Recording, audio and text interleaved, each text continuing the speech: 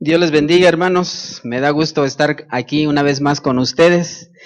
Algún pastor dijo que cuando lo invitan a uno por primera vez, no lo conocen, y cuando lo invitan por segunda vez es por misericordia, ¿verdad? Así es que no sé si esto sea así, pero bueno, me da gusto estar entre ustedes y poder en esta mañana expresar lo que Dios quiere decir a través de su palabra. Les invito a que busquen en el libro, en la carta de Pedro, primera carta de Pedro, capítulo 2, versículos, vamos a leer toda la porción, aunque solamente voy a usar algunos versículos, capítulo 2, versículos 11 hasta el 25. Primera carta del apóstol Pedro, capítulo 2, versículos del 11 hasta el 25.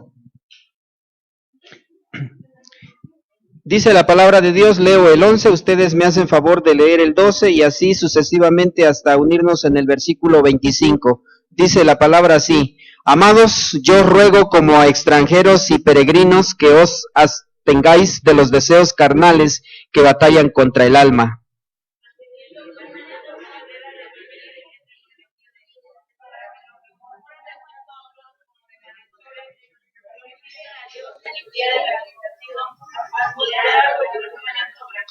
Por causa del Señor, someteos a toda institución humana, ya sea al rey como a superior.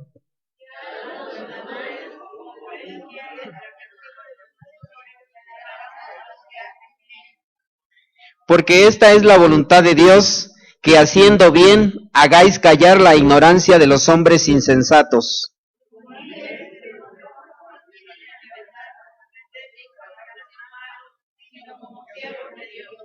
Honrad a todos, amad a los hermanos, temed a Dios, honrad al rey.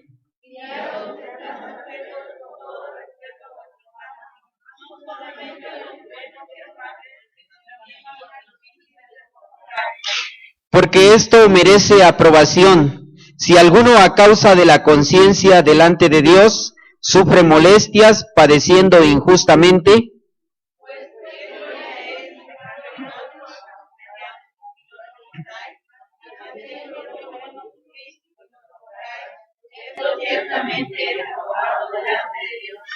pues para esto fuisteis llamados, porque también Cristo padeció por nosotros, dejándonos ejemplo para que sigáis sus pisadas.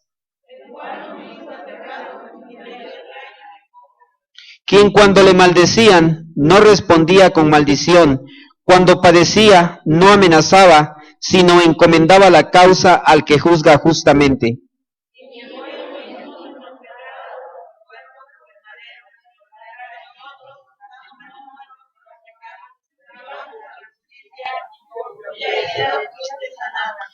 Juntos, porque vosotros erais como ovejas descarriadas, pero ahora habéis vuelto al pastor y obispo de vuestras almas. Padre, gracias por esta palabra que nos das. Permite que con ella nuestra vida sea bendecida, sea edificada.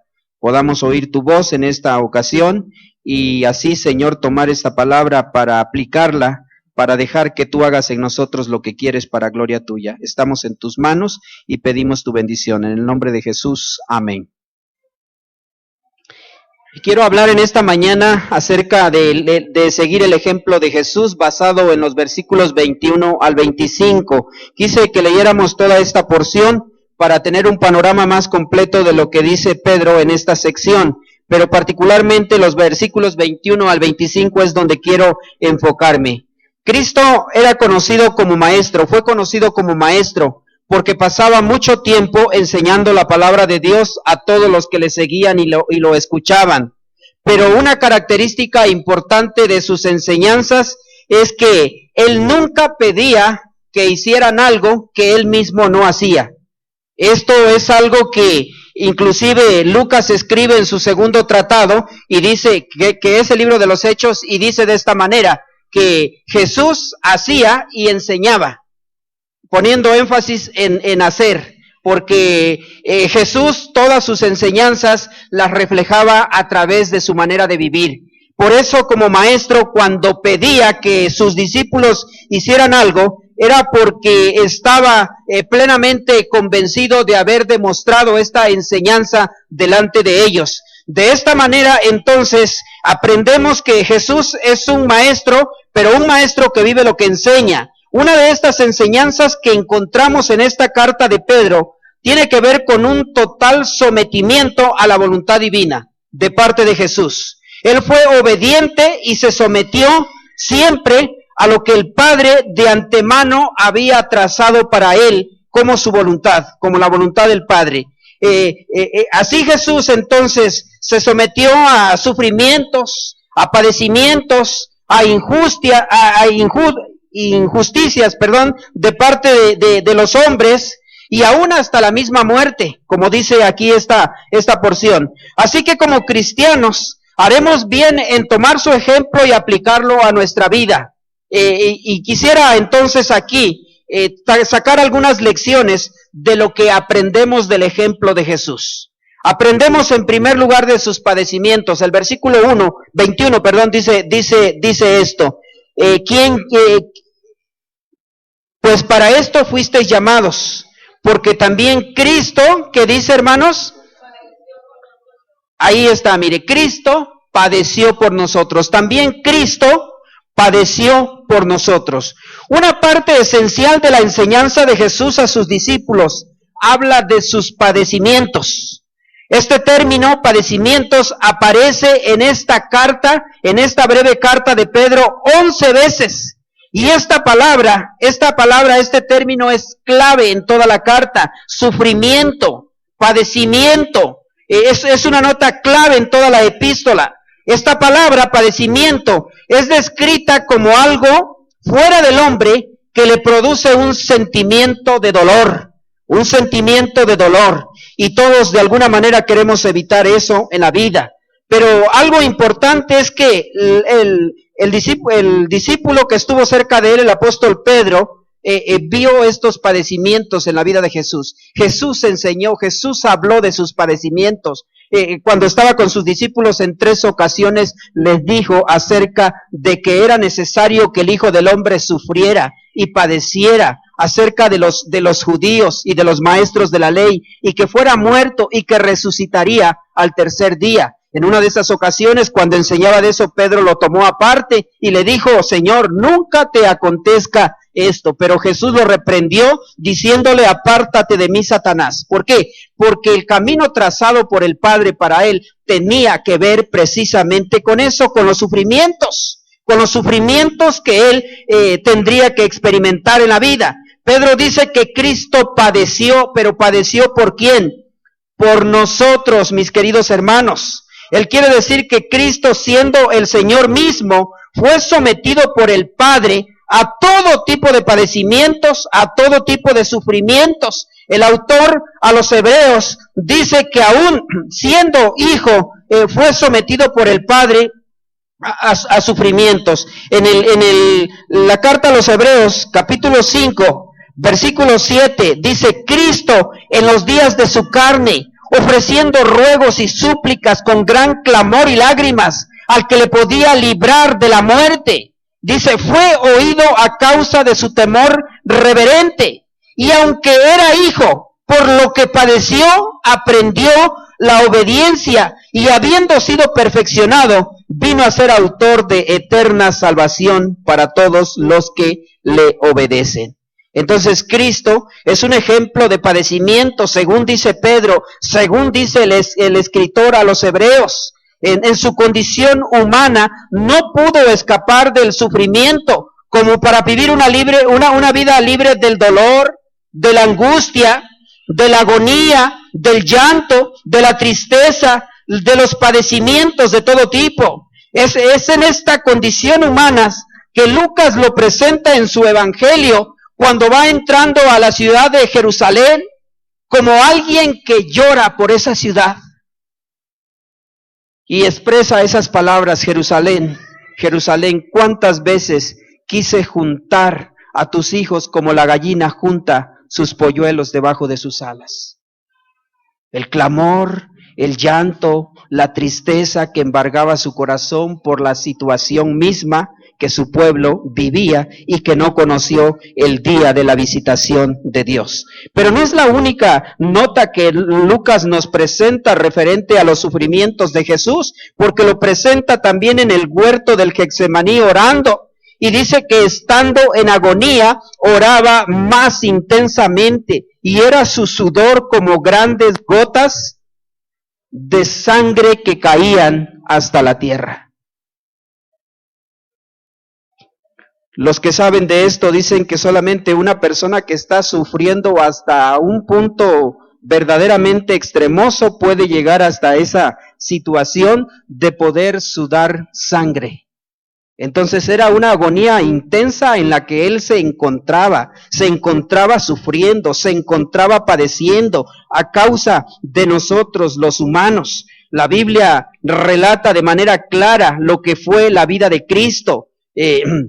Nos presenta a un Cristo que caminó entre los hombres, pero es un Cristo humano, lleno de padecimientos, y que por lo mismo tiene la simpatía para identificarse con nuestros padecimientos. Si tú en algún momento te has quejado por tu situación de sufrimiento, si tú en algún momento te has sentido desesperado y has sentido la agonía, la tristeza, el llanto, el dolor, la enfermedad, la crisis, la desilusión y tantas cosas adversas que pueden venir en algún momento de tu vida, y puedes aún inclusive sentirte que estás solo en esa situación, en esas circunstancias que te tocan vivir, puedes a lo mejor sentir que Dios no te acompaña. Déjame decirte que Dios está allí contigo, que Dios entiende tu problema, que Dios entiende tu situación, que Dios sabe el dolor que está quizá embargando tu corazón del todo y que te está causando ese estado de angustia en el cual vives. Dios lo sabe. Dios lo sabe, Dios lo entiende. ¿Y sabes por qué? Porque Cristo mismo vivió estas experiencias que nosotros como humanos pasamos. Así que no estamos solos, así que no estamos abandonados, así que no hay motivo para sentirnos así de esta manera, sino saber que Cristo transitó por este camino, que Él precisamente sufrió, padeció todo lo que la Escritura nos dice y que en Él tenemos un ejemplo claro de lo que significa entonces vivir esta vida humana, porque Él fue humano, como lo eres tú y como lo soy yo, y tuvo también los padecimientos que nosotros tenemos. Es por eso que Él también nos dice en uno de los evangelios: vengan a mí todos los que están trabajados y cargados, y yo, dijo Él, yo los haré descansar. Él ofrece descanso. Cuando estamos agotados por las situaciones adversas, cuando estamos verdaderamente desgastados por todo lo que hemos vivido, cuando parece que ya no hay fuerzas para seguir adelante, cuando no encontramos una salida clara a las situaciones difíciles que estamos pasando, ahí está el Señor con esa invitación que tiene de que acudamos a Él, de que vengamos a Él, trayendo nuestras cargas, trayendo nuestros pesares, trayendo nuestros problemas, trayendo todo lo que hay en nuestro corazón que nos está afligiendo, porque en Él encontramos descanso para nuestra alma, porque en Él encontramos refugio, porque Él es nuestro Dios, porque Él está con nosotros y nos ama. El apóstol Pedro también escribió estas palabras acerca del Señor Jesús y dijo: echando toda vuestra ansiedad sobre Él, porque Él tiene cuidado de vosotros. Él tiene cuidado de vosotros. Él nos cuida. Él sabe y entiende lo que estamos pasando, lo que estamos viviendo. Por eso, entonces, es que Pedro nos dice esto. Tenemos en Cristo uno que padeció todo lo que padece un ser humano. Y eso es algo que nos debe de alentar para identificarnos con Él. Es evidente que Pedro vio el llamado a sufrir como una parte integral de la vida cristiana, y por eso aquí escribe en esta carta, en los versículos anteriores, que sufran como cristianos, sabiendo que la voluntad de Dios es que padezcamos haciendo el bien y no haciendo el mal, haciendo el bien, y que haciendo el bien hagamos callar a aquellos que hablan mal de la palabra de Dios. Hagamos callar la ignorancia de los hombres que se oponen al Evangelio, viviendo una vida en la cual, como cristianos, aceptemos, hermanos, lo que el Señor permita que nosotros podamos tener como padecimientos en la vida. Así que entonces, identifiquémonos con Cristo, aprendamos de sus padecimientos, y como dice ahí la parte última del versículo 21, dejándonos ejemplo, ¿para qué? Para que sigáis sus pisadas. Tenemos el ejemplo de Cristo. No estamos solos. Él está con nosotros. Él se identifica con nosotros en este caminar difícil que encontramos en la vida. Pero no es la única enseñanza, no es lo único que podemos aprender de Él, porque los versículos 22 y 23 nos dan otra lección importante que Jesús nos enseña con su ejemplo. Aprendemos de su confianza en Dios. Versículos 22 y 23 dice, el cual no hizo, ni se halló, ¿qué cosa? Quien cuando le maldecían, ¿qué cosa hacía, hermanos? No respondía con maldición. Cuando padecía, no amenazaba. ¿Qué cosa hacía? Al que juzga justamente. Encomendaba la causa al que juzga justamente. Aprendemos de su confianza en Dios. Es digno de resaltar lo que Pedro escribe aquí acerca de Jesús, pues dice que no hizo pecado ni se halló engaño en su boca. En primer lugar, Pedro dice que no hizo pecado. Pecado significa errar al blanco, significa fallar delante de Dios, hacer lo contrario a lo que es su voluntad. Pero Cristo claramente dice la Escritura que no hizo pecado. No hizo pecado. Entonces, ¿por qué murió? Murió a causa de nuestros pecados. No merecía morir. No buscó Dios al culpable para que muriera, porque si así fuera, entonces nosotros hubiéramos ido a la cruz. Nosotros hubiéramos estado en el lugar de Jesús. Pero Jesús no pecó nunca. No merecía morir, pero sin embargo tomó nuestro lugar. No hizo pecado, no desobedeció nunca jamás a Dios. Siempre hizo su perfecta voluntad. Siempre fue obediente en todo. Vivió una vida perfecta delante de Dios. No hizo pecado, no hubo fraude ni engaño en sus labios. De este modo, Pedro nos presenta el ejemplo de Cristo que nosotros estamos llamados a seguir. Una vida limpia, una vida en la cual Cristo, habiéndonos libertado del pecado por su gracia, ahora vivamos vidas que le glorifiquen a Él de esta manera.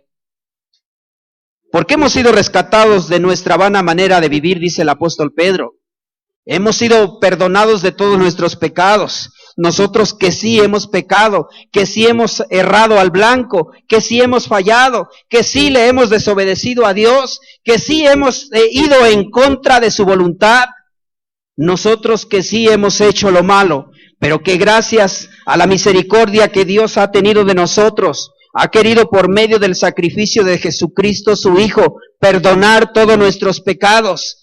Ha querido Él hacer esto en nuestra vida. Ahora entonces es para que sigamos el ejemplo y vivamos una vida libre del pecado, una vida limpia, una vida que glorifique a Dios, una vida en la que, habiendo sido rescatados de esa vana manera de vivir, vivamos la nueva vida en Cristo. Sigamos el ejemplo de Cristo, hagamos lo que Él nos enseña. Pero en segundo lugar encontramos aquí lo que Pedro dice acerca de Cristo, que mostró valor y resistencia bajo una fuerte tensión, porque dice el versículo 23, que quien cuando le maldecían, ¿qué hacía, hermanos?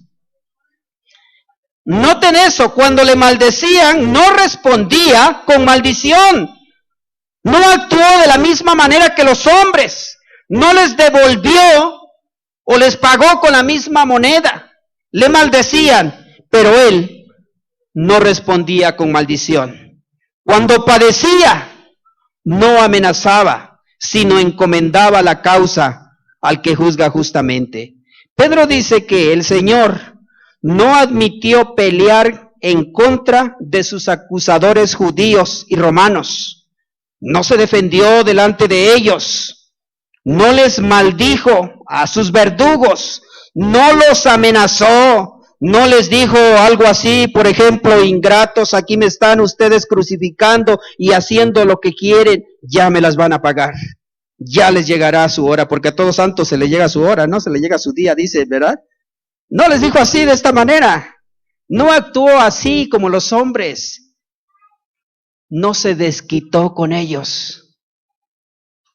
Simplemente dice otra parte de la escritura, que como cordero fue llevado al matadero y como oveja delante de sus trasquiladores, ¿qué cosa hizo?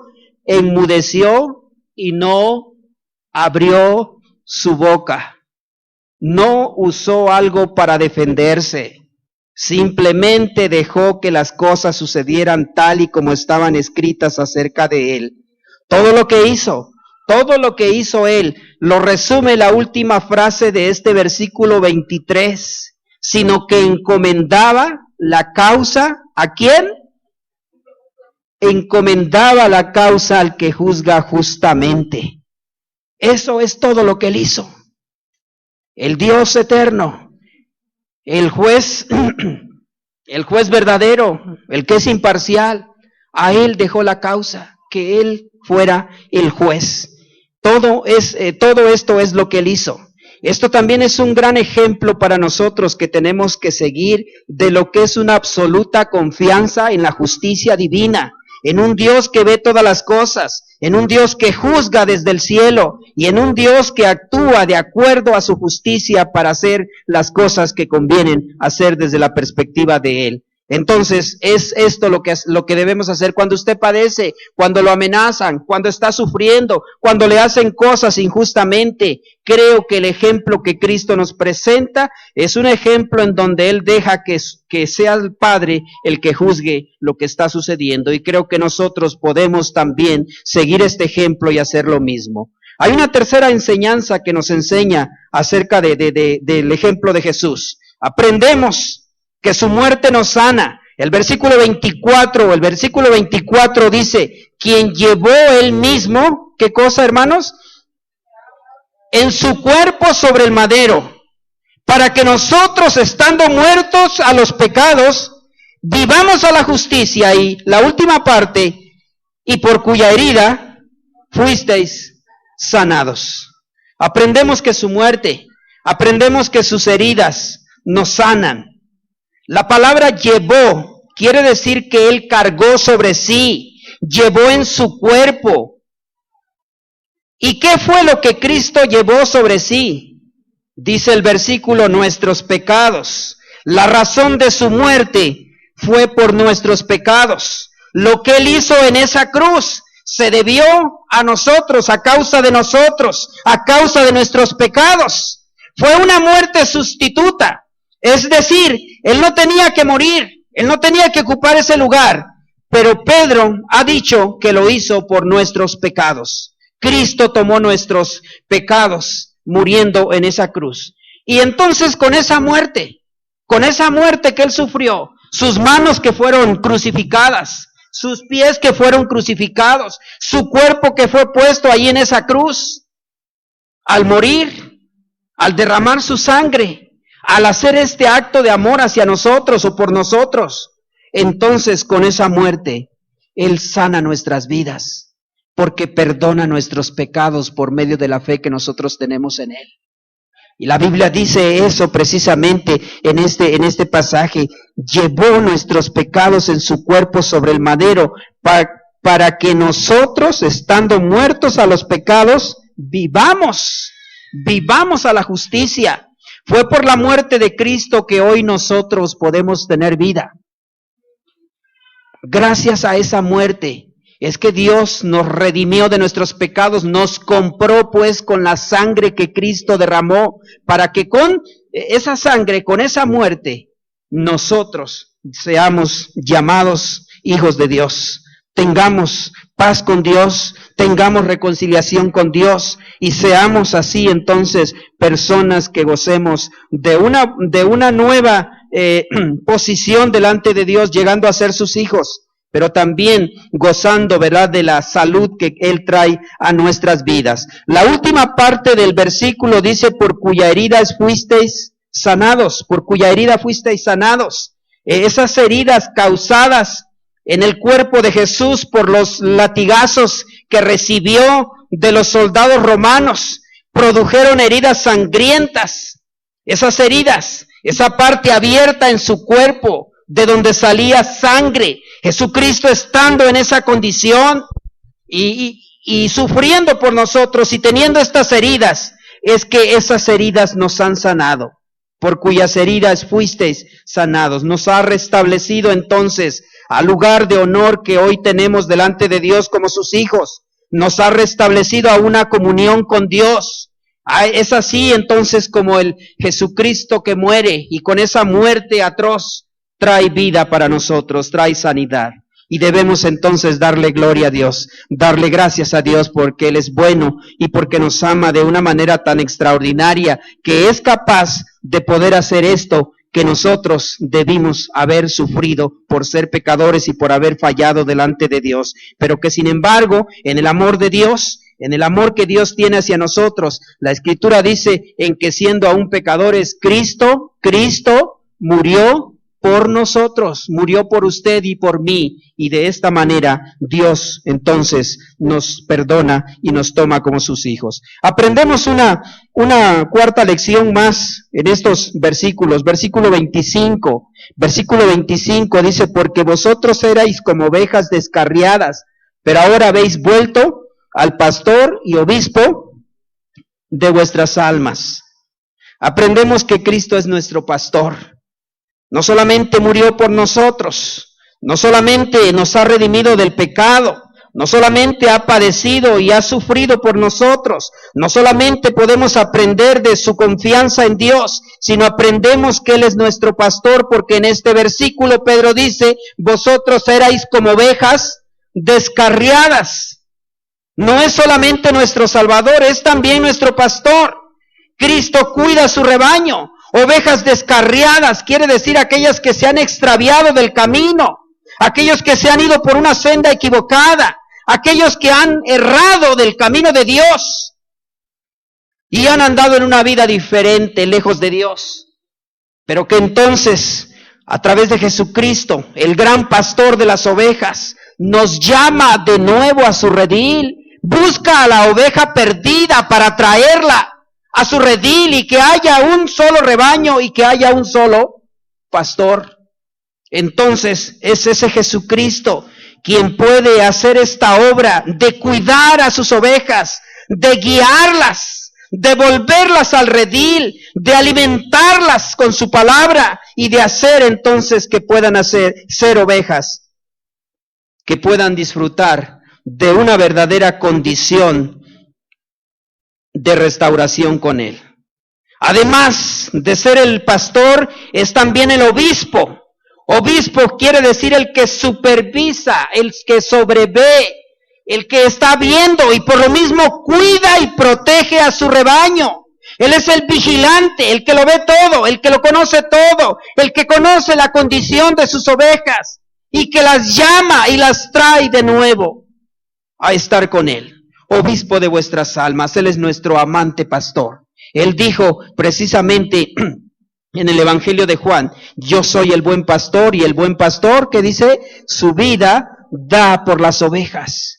El buen pastor su vida da por las ovejas. Es ese pastor amante entonces que ha puesto su vida por nosotros, para cuidarnos, para protegernos, para llamarnos a su rebaño, para alimentarnos y para estar allí siempre viendo de nuestra situación. Así que hermanos, debemos estar agradecidos con el Señor por lo que Él es y por lo que hace en nuestras vidas. Es un Dios que nos ama. Es un Dios que está con nosotros, es un Dios que entiende las situaciones que vivimos, es un Dios que nos cuida, es un Dios que nunca pasa desapercibidas las cosas que nosotros estamos viviendo.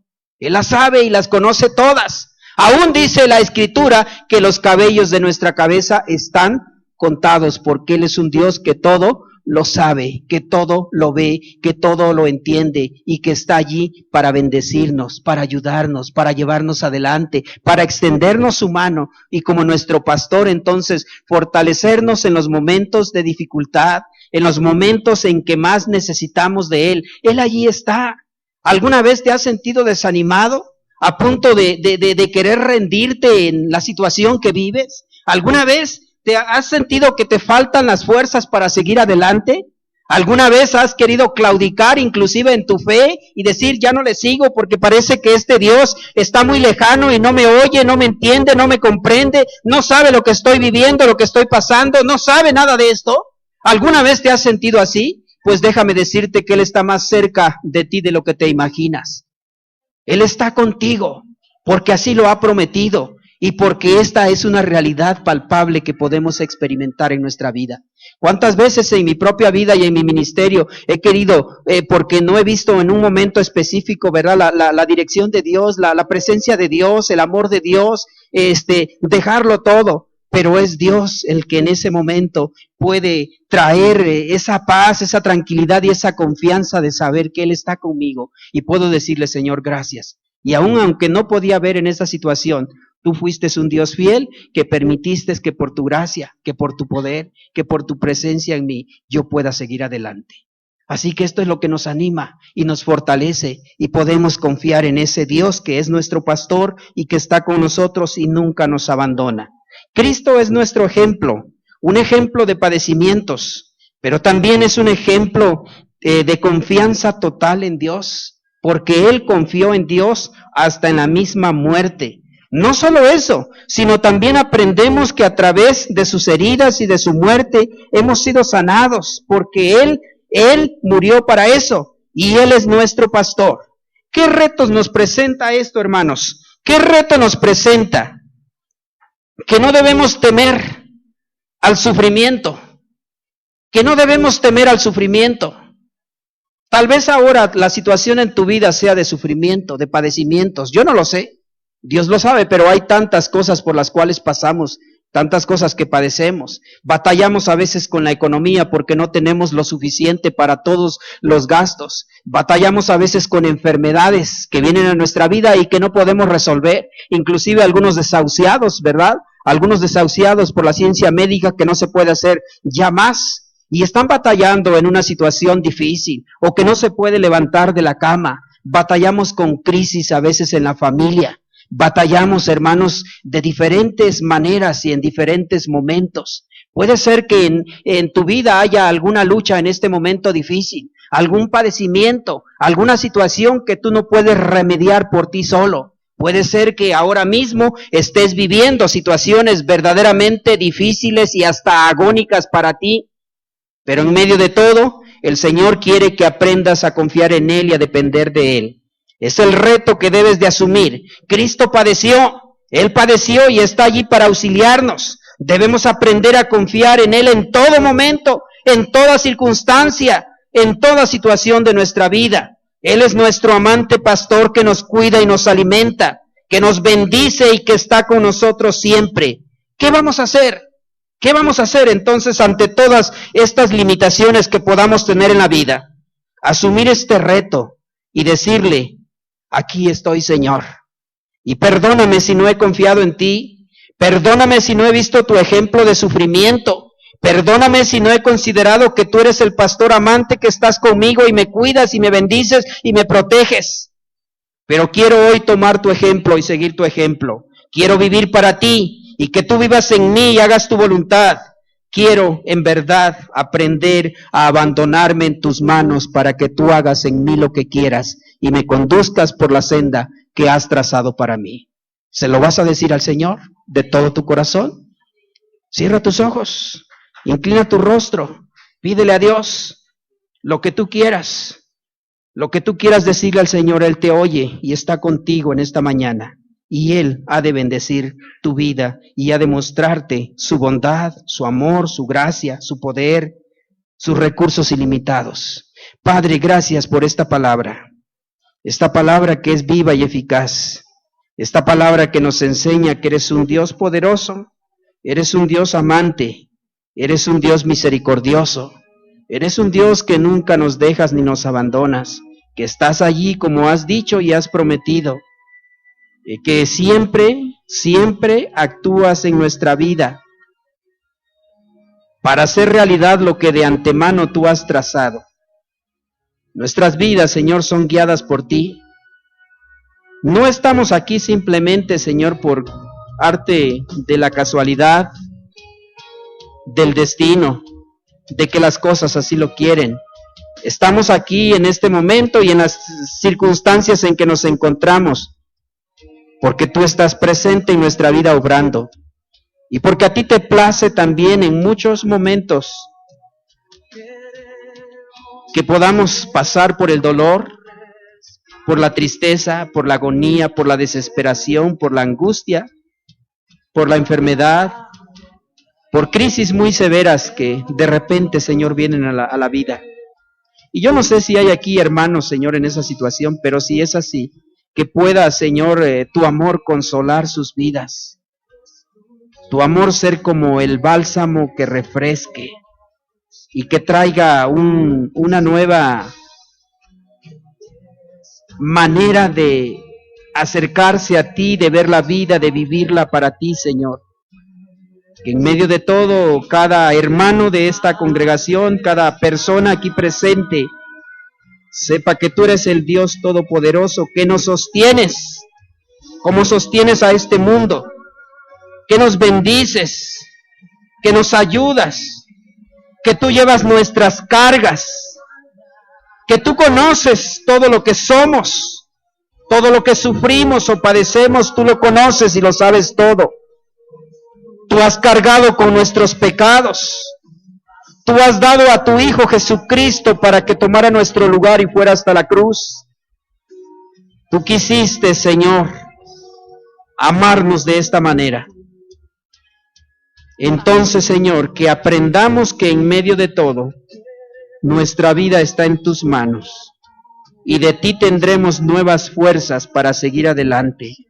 Como dice tu palabra, levantaremos alas como las águilas. Los que confiamos, los que creemos en ti, no desmayamos porque tú nos infundes nuevas fuerzas cada día. Por eso, Padre, gracias. Solamente sosténnos, como lo has dicho y lo has prometido. Bendícenos y llévanos adelante. Y ayúdanos ahí donde nos pones, a poder, Señor, decirles a otros que se encuentran en circunstancias quizás, Señor, difíciles, que tú eres el Dios que los amas, que los ayudas y que has prometido que vengamos a ti para encontrar descanso. Ayúdanos a ser esos siervos fieles, que podamos proclamar la obra que tú has hecho en nuestra vida. Y como nos amas, nos bendices, nos ayudas y nos llevas adelante de triunfo en triunfo y de victoria en victoria, para que tu nombre sea glorificado en nosotros. Gracias, Padre. Gracias, Señor, una vez más. En tus manos nos encomendamos y nos abandonamos para que hagas en nosotros lo que tú has querido que nosotros seamos para ti. Muchas gracias, Señor eterno. A ti la honra, la gloria y la alabanza por siempre. En Cristo Jesús, nuestro Señor y Salvador. Amén. Dios les bendiga, hermanos.